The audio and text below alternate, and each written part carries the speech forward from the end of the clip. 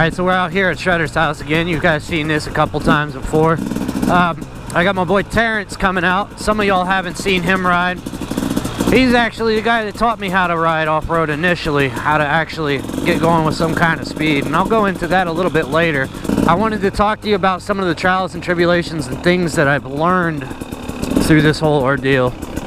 So we'll go through that, and I'm going to be putt-putting today. I probably won't be trying to get on it real fast, because to be honest with you, I have ADHD, and every time I try to go fast and talk to you guys, it doesn't work out. So yeah, one of the greatest assets you can learn to do when you're first starting off is standing up on these pegs. Really, that's where you square your balance, because you can grapple the bike with your knees here. You see what I'm saying? And right now we're going over mud, and I'm just kind of moving the bike around like that to kind of control the weight. I'm squared. See what I'm saying? It doesn't come out on camera very well, but since this whole thing is wet and mud, the front and the rear end is sliding all over the place. It's not actually a solid track. And I'm controlling all of those minor movements like this.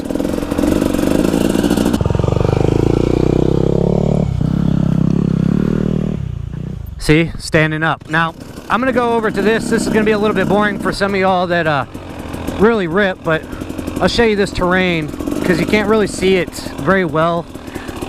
This is about 8 inches over rocks and sticks and logs, if you will. And if you notice, he was standing up there and it just went right over, no problems. Now, see what happens when I'm sitting down here. I have to dab, dab, dab, and it's kind of not really the greatest thing. I'm going to give you a little demonstration of that little obstacle there.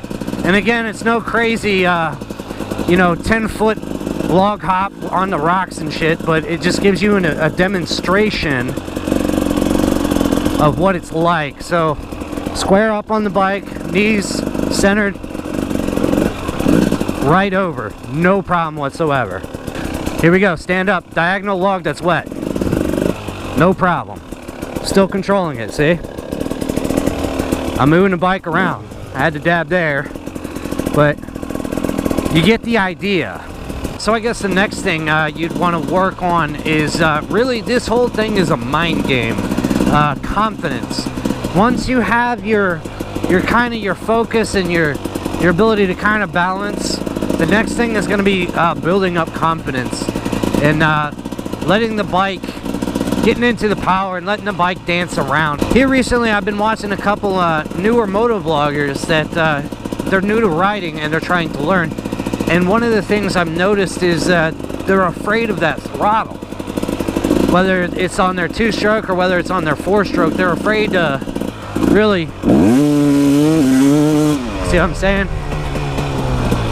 And I gotta tell you a little story actually. There's a guy named Terrence. Dude's been in quite a few of my videos. I was hoping he would come today, but I don't think he's gonna make it. If he does, of course you'll see him later, but if he doesn't, is what it is. He actually, before he showed me this little trick here, I was putt-putting, right?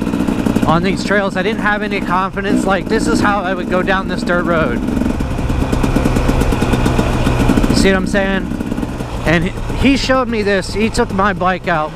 I had gotten a new bike. I got the DRZ actually. This is when I first bought the DRZ. And he took my DRZ. He's got a track at the house, or at his house. It's just a little oval track. Nothing too fancy or special, anything. Just enough to have some fun on. He took my bike and he went down his straightaway. His straightaway is probably the same length as that dirt road there, through some woods. And he took it, first gear, revved the piss out of it, dropped the clutch, bouncing off the rev limiter, power shifting through all the gears, never letting out that throttle.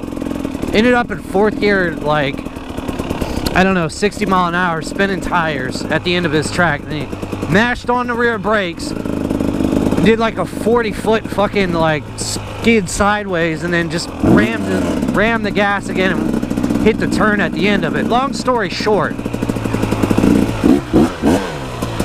I was awestruck. At that time, I didn't know. I was like, holy hell, my bike is capable of that? Holy hell, you can do that? Like, what is going on? I was awestruck. And the single biggest thing that helped me out gaining confidence in riding is trying to learn how he did that. How was he able to just stay on the gas like you've seen me do? Not letting out. See what I mean? See how rear end's dancing all around? Sideways still. You know, how was he able to do that with my bike? And I could barely get above 25 mile an hour on a dirt road. So I'll tell you what I did. I started off practicing in first gear. I would go like half throttle and dump the clutch on a dirt road and try to get the wheels to spin and try to keep in it, right? The rear end of the bike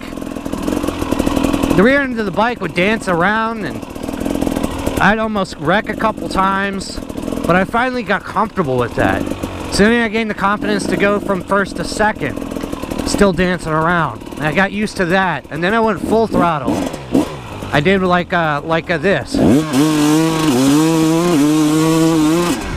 See how that was third gear with no traction, but so if you can imagine, it actually bit a little bit more. This bike's got way too much power.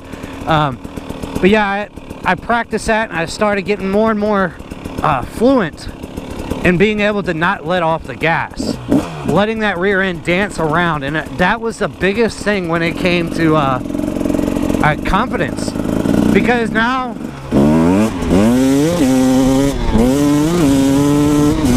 I had to let out there because the wheel was coming up. This bike is retarded, but most all the beginners aren't going to have bikes like this. And shit, my hat's off if you're starting on something like this. But I guess the real lesson here, and what I'm really trying to say, is having the bike be loose underneath you and dancing around and hitting that wide open throttle and mashing gears. Yeah, it's not very good for your transmission and all that, but fuck it, they're dirt bikes, right? Like I said, because he took my bike and he ripped it down that straight and showed me what I was actually missing out on, I got the confidence and just started to practice this stuff. And then from there on, you keep going. And the cool part is all of the little tricks you learn to do, all the situations you're put in every time you hit the ground. It's just, it helps in regular riding situations. It all compounds, if you will. See, like, this looks very slow and tame, but it's actually kind of tricky to do it the way we designed it. And it doesn't look all that crazy. It's not like a 10-foot berm coming around here at like 70 miles an hour. But little stuff like that teaches you things, gains your confidence to try the bigger things, and you slowly step it up over time goes. Time goes on, and you just step it up and step it up and step it up. And pretty soon you're well past what I'm able to do. And you're doing like crazy things like motocross, supercross stuff. It all takes time, and it begins with confidence. Do me a favor in the comment section, let me know if there's something I missed, or if there's something that you feel that is key to gaining skill as you go and progressing. You know, it dawned on me the other day that some people might be too afraid to ask a question as fear for being ridiculed. If you ask me a basic beginner question in the comment section and somebody ridicules you, I will ban them.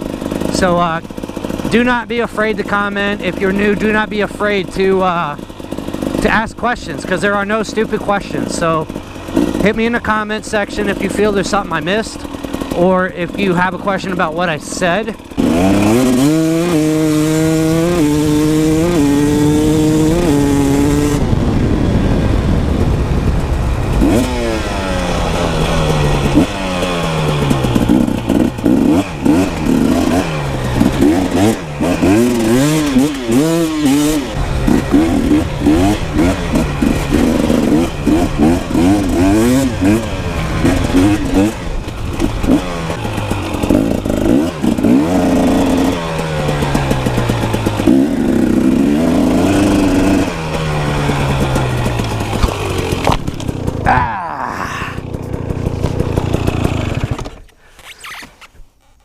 Ground's pretty soft. I just wanted to check the consistency of the dirt, you know.